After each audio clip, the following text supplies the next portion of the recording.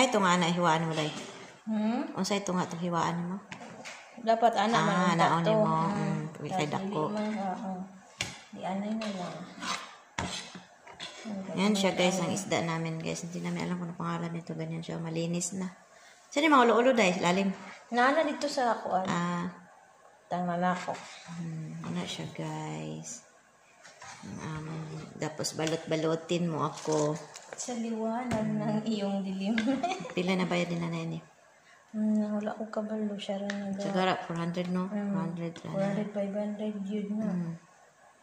5,000 na ni guys, isay na ni. Mura ni siya. Tatuan ni daghan na kayo na bayad. Daghan na yun. Fresh kayo siya oh. Na dito ang ulo.